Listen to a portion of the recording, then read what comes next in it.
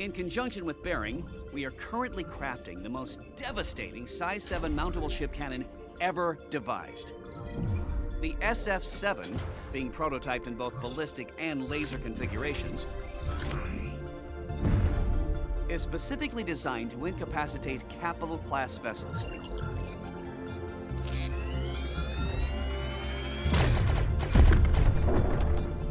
Of course, with a weapon so refined, the task at hand is to try and design an equally sophisticated ship to wield it. Even with this prototype, Crusader is up to the task.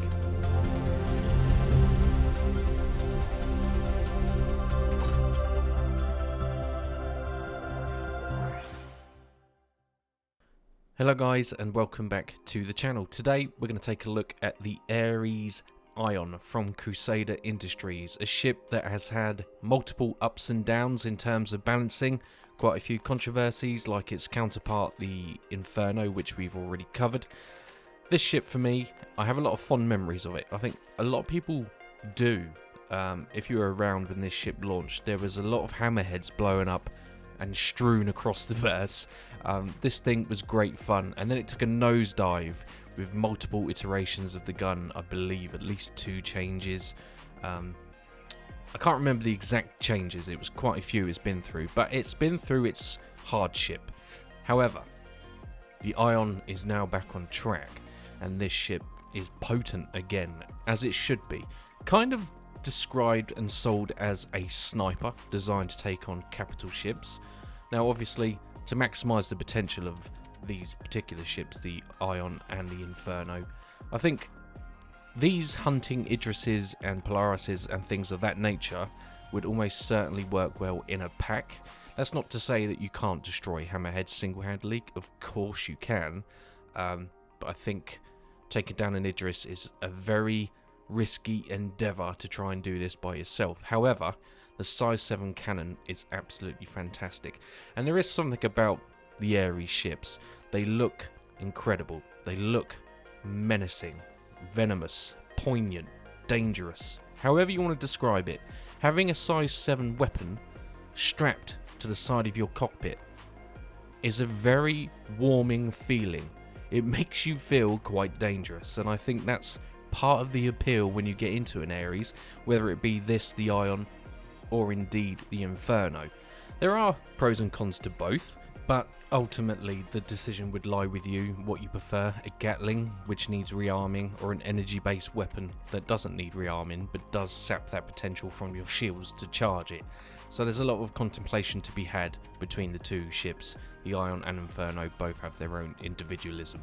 As you can see here, the animation on this energy gun is absolutely fantastic, and they have, I think, reverted it back to its original firing solution. What do I mean by that? Well, it seems to be the fire rate appears to be slower than it originally was during the changes, where they try to make it not very accurate and kind of sporadic enough to hit a long range capital ship, but to completely miss fighters and light fighters, which was very annoying trying to dogfight in this particular ship.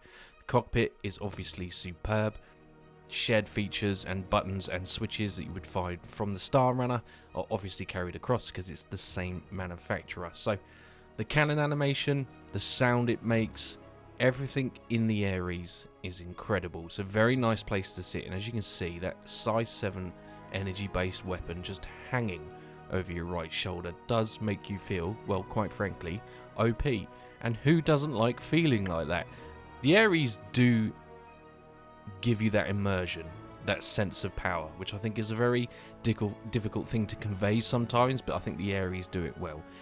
The engines look fantastic. I love the blue flames. I'm a bit of a sucker for those, actually. But then I like the Drake ones, which are bright yellow. I don't know, I just like all the ships, okay, sue me. So the Ares, I think, is in a very good place now. Almost back to where it was. I'm not going to say it's back to where it first was when it launched, because I don't think that's quite right. However, it is now devastating again. It looks great. It flies great. it handles like you would expect a heavy fighter to handle, so it's not quite as agility bound as, say, like a Anvil, Arrow or Gladius, for example, but it can handle its own. So at the moment, I've been flying it and enjoying it, tackling larger ships and things of that nature. I tried it against light fighters and the like, and I'm so happy to tell you can actually take on those pesky little buggers when they're flying and zipping around and doing all that stuff. You can actually hit them. So who might this ship appeal to? Well, I think anyone that wants sort of protection from any larger threat, then either one of these Ares is going to be a valid option. Maybe to carry in a hangar of a larger vessel if you have one. Patrolling, with base building, which we've covered, but, patrolling an area, patrolling space from any potential threats. Maybe you're in an org and you run a 4-man squad of these at once, a 4-ship, flying around, patrolling your particular area.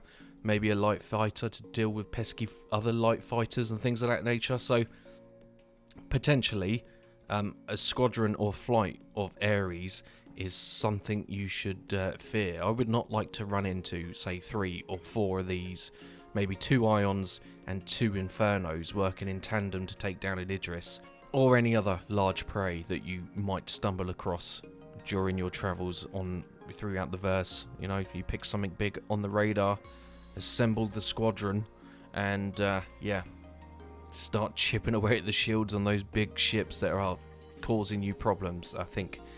I can't wait to see an Ares versus capital ship battle. I hope I stumble on an organic fight somewhere one day to see how it pans out. I do think that would be a super mega battle to watch. A fully crewed capital ship, doesn't matter what it is, or even a Polaris or a Perseus, versus a flight of Ares would be an epic sight to behold, in my humble opinion. Okay, let's discuss the features of the Ion. So, equipment storage. The Ion houses a storage unit and dedicated gun racks. Both are accessed externally at the rear of the ship.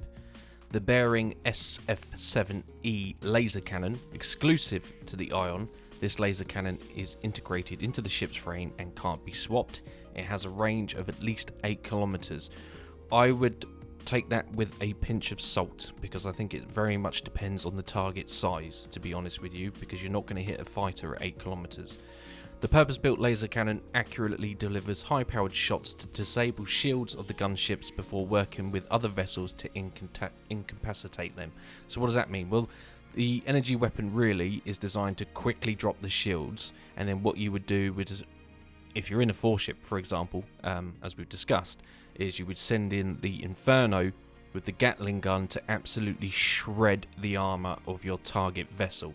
So working in tandem, an Ares, Inferno and Ion is the way to go for an organised attack on a larger vessel. The ship is able to fly without a power plant for a certain time due to its batteries. It is also described as a long-range fighter. Originally, I think it was a sniper, they kind of described it as, which means it can fight against a target from a large distance. The ship has no interior, bed or bathroom, and the ship fits into the hangar of a Javelin. I don't know why that's a poignant point, but that's the point. The Ares Starfighter Ion is an anti-capital fighter, manufactured by Crusader Industries, designed to lead the charge against capital ships and heavily armed flotillas. The Ares Ion excels at spearheading a fleet of fighters and support ships. Its purpose-built Behring SF7 Echo laser cannon accurately delivers high-powered shots to quickly disable the shields of gunships, and with the support of other variants of Ares, efficiently incapacitate capital class vessels. Okay, so as you can see now, I did a little bit of testing. The range and accuracy is what I'm testing, not the devastation, because obviously it's a big weapon and it is going to shred these light targets here, but 1.8 kilometers, as you can see, and I'm missing. Okay, there's a hit there, and this is a cutter scout I'm shooting. Eventually we get it. So range, dependent on the target size, I believe. Right, let's now transition over to the weapons and components so we can see what the Ares Ion will come equipped with if you choose to pick one up in-game or at IAE on the website. So, stock systems will start with the coolers, and we get 3 of them, and these are the Arctics, which are size 2 grade 3. 3 coolers, obviously a necessity for all weapon systems of this size on a fighter. Power plant is the Maelstrom, which is a size 2 grade 3 military power plant, which I've had no issues with whatsoever at the moment. I don't know if I would change it. I've had no problems with it, to be honest with you. That would be, again, down to your discretion. Crossfield. This is a very good drive, actually. It's a size 2 grade 3. Good range, good speed, kind of merges both into one good QT drive. So you're going to get some range, and of course you're going to get some good speed while traveling. Can't talk, sorry. Shield generators. It's a full stop. We get 2 of them. They're size 2 grade 3 and they are military. I probably would swap those out at some point.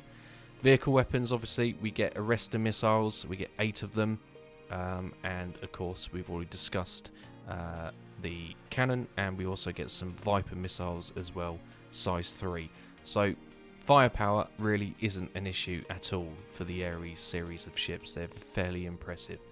Right, let's move on to the walk around of the ship. So I like to do these because I like to give you, the humble viewer, a sense of scale. It's one thing to do the pretty pictures and cinematic photography, if you could call it that on my channel. It's another to give you a sense of scale. So happily, we've got some NPCs that have volunteered to do that. You know, now we can really see how big this ship is. Kind of cool that we see these AI in the hangars now pretending to do stuff when really they're just texting each other via the mobi-glass, pretending they're working. I'm on to you, you shithead. So as we move around the vessel itself, you can see it's very sort of pancakey, and we can sort of see elements of the A1 Spirit, well, the Spirit series. That sort of design is very much shared in some aspects of the Spirit and the Ares. I like that they've carried that over. Very pancakey look, very sleek, various thrusters, and you can just see how much of the ship is covered in weaponry. It's incredible. Really good ship. Tricycle landing gear. Plenty of paint schemes available for this particular ship as well. The Ares does get good range as well, because it does have 2 size 1 hydrogen fuel tanks and 2 size 2 2 size 1 quantum fuel tanks as well. So you will get range out of this ship, which is quite impressive.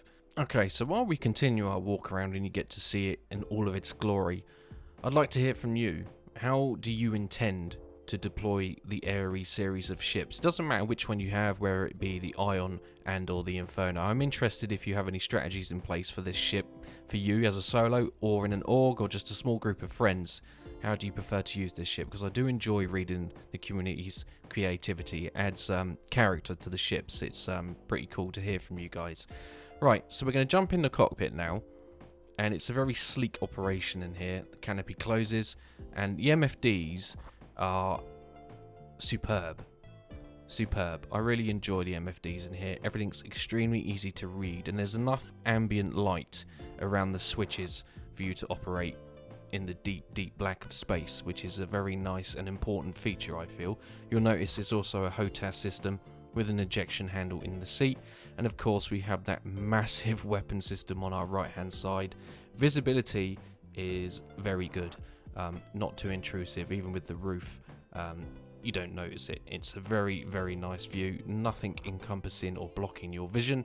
Obviously, that is extremely important in a fighter.